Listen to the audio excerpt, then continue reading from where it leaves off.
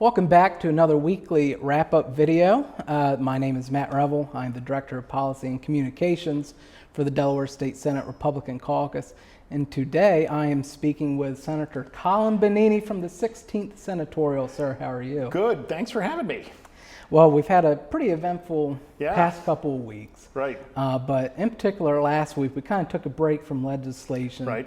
And the bond bill met, of which you are a member. Yep. Could you just touch on some of the highlights from last week? Sure. So what we call the bond bill, we know the common bond bill, for anybody watching, is Delaware has, as you know, Matt, has two budgets. No, actually three, I guess. But we have basically three spending bills, the way to think about it. One is the operating budget, which is, when you think about government programs, that's the salaries, those kind of things. That's in the operating budget. The second one is the grant and aid, where the state government actually gives direct money to mostly nonprofits, things like fire companies, places like that. We give direct assistance, and that's called the grant and aid budget. And then the third one, which is the one that I'm on the committee for and most familiar with, is the capital improvements budget. We call it the bond bill because it's about the state floats bonds to pay for capital projects, right? So it's called the bond bill. Last week we had a week of hearings on the bond bill, so similar to what happens in the general operating budget is state agencies and others who are interested in receiving resources come before the committee, give an outline of some of the projects they're interested in, and the members get to ask questions. And we did that the entire last week, or actually not entirely, but Monday through Thursday, and it's very eventful this year. We have the biggest potential capital improvements budget in Delaware history. The governor has recommended over $1 billion. That's a billion with a B, just in the capital improvements. And then there's two reasons for that. A is there's lots of federal money coming in. Obviously, have somewhat mixed feelings about that. I mean, Washington is so irresponsible. But if the money's going to come in for good projects, we should focus on it. And then the second piece is that revenue. The state of Delaware is setting records for revenue. And that's as a result of a variety of reasons, but because of income taxes and business taxes and things of that nature, which is, again, not on this subject, but why we should refund back that money, because it's not our money, it's the people's money.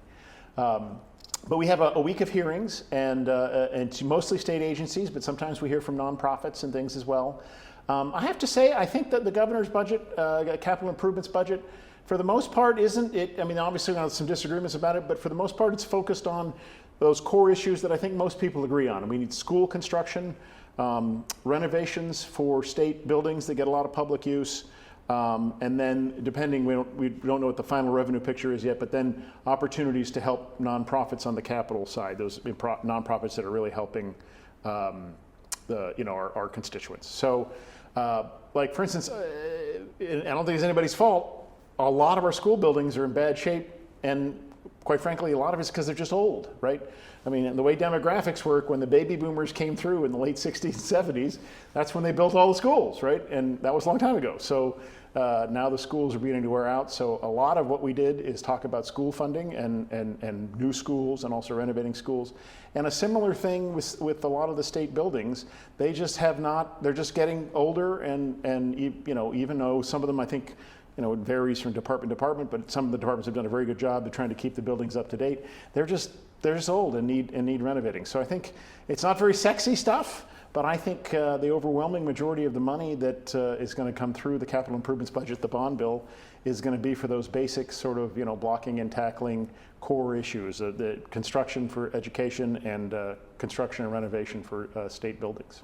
So as you alluded to, we have another large budget this year. DFAC is estimating another $1 billion plus in revenue surplus. Could you explain why we're seeing that surplus again this year? So there's a couple of reasons. I'm also, sit on the DFAC committee, which is a great honor.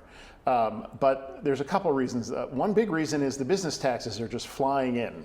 And even though this is it's a little different, we actually get our revenue bumps a couple years after. So prior to the pandemic, when Donald Trump was president, got to throw that in there, and the economy was humming along, the businesses are doing really well. And businesses are doing really well. They were paying lots of taxes.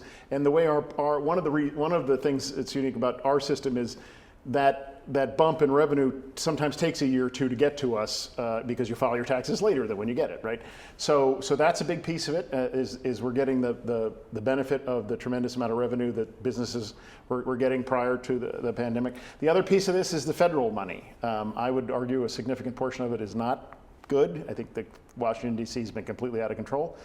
But that being said, a lot of their spending has gone into state coffers, so that's a big piece of where our revenue is coming from, whether it's the rescue plan or the whatever, these political names they put on these, these basically giving away tax dollars to the states.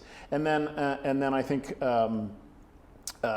we also have the incorporation business, which is, as you know, as big as an enormous part of our revenue and important part of our economy. Despite the fact that the economy's been up and down recently, there have been a tremendous amount of new business entities created. So, and I realize that's not a terribly sophisticated answer, but that's basically the basics. And I tell you, that's one of the reasons why I wanted to speak to you today, because you have a pretty vast knowledge of finances and things of that nature. Well, you're very kind to say that. I mean, I don't know but I mean, you do a great job on the Bond Bill Committee, and I know our caucus people of Delaware really thank you for that. But another, it's nice of you to say. Well, but another area that I know you have quite a bit of knowledge is the insurance industries. Right. I've been on the insurance committee for a while. Yeah, exactly. You sit on the insurance committee. Well, there was a bill that came up. It was in actually the transportation committee. Yeah. Is what it went through, but it was an insurance bill. Right. Senate Bill 231. Why don't you kind of give us like a little recap of what that bill does, and then we'll later describe or go into why. So in my opinion, and I know there's differences of opinion on this, but in my opinion, the summary is quite simple. It's going to raise automobile rates on every family in Delaware, period. That Senate Bill 231 tried to remove sex as a predictor for insurance rates. So as we all know, men and women, especially young men and women, pay very different rates in insurance. There's a reason for that, right? As a proud male, and by the way, I can define both a man and a woman, in case you're wondering. There's a reason for that. I mean, if you, as I said on the floor of the Senate, if you meet an 18-year-old male and you meet an 18-year-old female, you can't tell me they have the same level of maturity, right? And and behavior is different as well. Young men are dramatically more reckless than our young women, and the insurance rates, which rate risk, reflect that. So what this bill did is it took their contention is that somehow insurance rates were discriminating against women. That is simply not true. Now, I know the media is going to say that. I know the insurance commissioner is going to say that. I know the Democrats are going to say that. It is simply not true. If you look at the total premiums paid over the lifetime of drivers, I'll guarantee you 90% of the time women are paying less, as they should, because they're less of a risk, right? We had the insurance commissioner found there was one study, let me be clear about this, one study that showed that 35-year-old women, not 35 through 50, not 18 through 60, not a spread, that one study showed that one 35-year-old woman might pay more than the equivalent male. Might. And by the way, we had expert testimony that basically said that study was incredibly flawed, right? This isn't years of data, right? The reason young men pay more than men and women is we have, literally decades of data that shows that they're more dangerous drivers. So the Democrats brought a bill that completely eliminates gender or sex, as a predictor for insurance. That's what Senate Bill 231 was. And what's going to happen is, if you take away the ability to differentiate individual drivers based on those criteria, the insurance companies, and every company, it's not the evil insurance companies, I'm sure some are good, some are bad, the whole thing, but the bottom line is they've got to make up that cost somewhere, right? If they're losing the ability to predict, they're going to make up that cost. Do you know how they're going to make up that cost, Matt? You know this. We've talked about it. Yeah. They're going to add to the cost of every single automobile policy. And some people said, specifically women are going to pay more. If you have young women drivers, you need to reach out and tell people not to vote for this bill, because it is going to significantly increase the premiums on young women drivers. And by the way, I think it's going to increase premiums on every single driver. And I don't know how much that'll be or when. But this is classic legislating by press release. And if I could be blunt, this is just woke nonsense. right? And they're like, oh, men and women are the same. It's basically they're saying, oh, they're the same, and anytime there's differentiating between men and women is discriminatory. Nonsense, right? Men and women behave differently. That's why you have different insurance rates. So I apologize, get a little worked up on this one, Matt. But anyway, I hope that's helpful. No, it is. And like you said, the folks who are paying less now are end up going to be subsidized. Absolutely. Right. Well, but I think it's more than that. I think everybody is going to end up subsidizing, because I think they're going to have to make up that. And the easiest, I don't know easiest, but the usually what happens is you spread that additional risk as far as you can, and I think that's every ratepayer. Well, and as you alluded to, I mean, there's decades worth of data to back up what the insurance company. Anybody who has a teenage son and a teenage daughter. Hey, I know, you and I were 18 years yeah, old. Absolutely. We were crazy. Yes, I mean, I can't speak for you. I'm a dramatically better driver today than I was then. And although as I get older, it's harder to park. But it's just crazy. Men and women are different. They have different behaviors, and I think that, just in general, so this is specifically insurance, but I think that's, like I joked, but, men and women are different. Mm-hmm. And there are men and there are women and they're different. And of course we don't want to discriminate, but they're different and people behave differently, and in a whole variety of things, we have to take that into account. Now, well, Senator Bonini, like I said, I know we as a staff, we appreciate you, the caucus as a whole. It's a good group. We're really lucky. It really we have a good is. Group. Yeah, and thank you for being Well, part and the of staff has to put up with me. You guys are great. We enjoy it.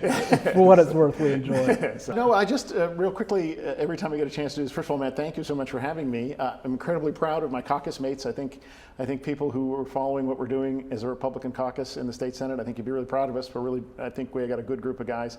And of course, every time I'm on, I get to say I'm just incredibly thankful for the opportunity to be a state senator, and really appreciate my constituents. Well, absolutely. Thank you. And again, thank you for taking your time out of your day to watch this video, this great interview with Senator Bonini here, who I know has been, for me personally, an inspiration over the years as I've gone through the political realm. Nice. It's nice of you to say. No, thank you.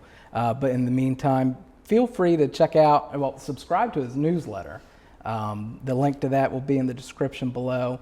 Check us out on various forms of social media. But until next time, thanks for watching.